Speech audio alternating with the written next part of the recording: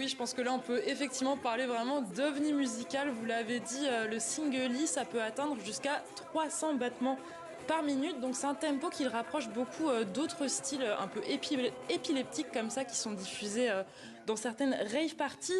Mais sa particularité, c'est de réutiliser des musiques traditionnelles de Tanzanie comme le taarab. Les artistes, ils prennent les enregistrements et avec l'aide d'un ordinateur, ils les modifient et ils les accélèrent.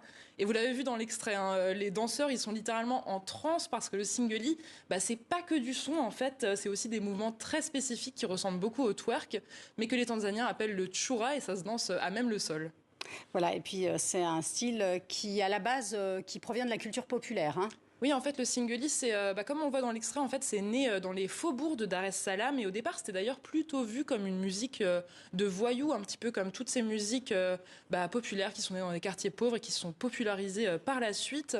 Dans un très bon article publié par la revue Pan African Music en 2020, on apprend que la police interrompait régulièrement ces fêtes et même qu'un des DJ principaux du mouvement a été arrêté.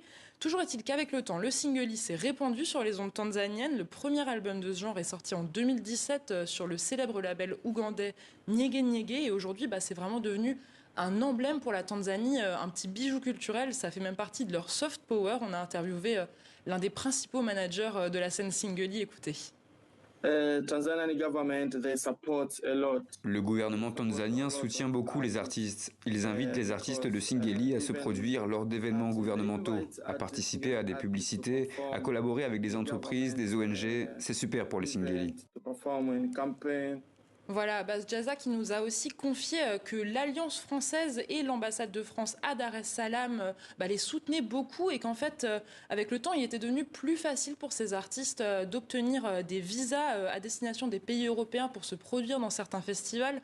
Par exemple, en 2022, le DJ Travella est allé au Transmusical de Rennes et on va s'arrêter un petit peu sur ce qu'il fait, si vous le voulez bien, parce qu'il a seulement 22 ans et c'est vraiment l'étoile montante de la scène singeli.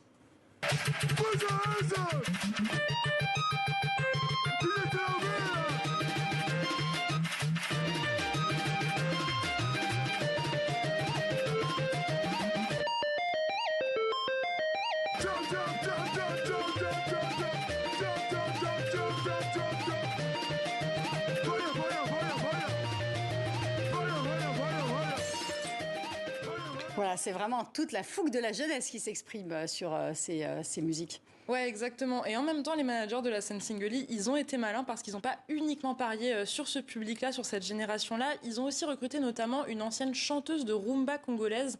C'est Rehema Tajiri. Elle se produisait déjà dans les années 2000. Et en fait, dans son sillage, ils ont emmené sa fille, la DJ Queen Asher. Et ça donne vraiment un duo explosif. Je vous propose de regarder.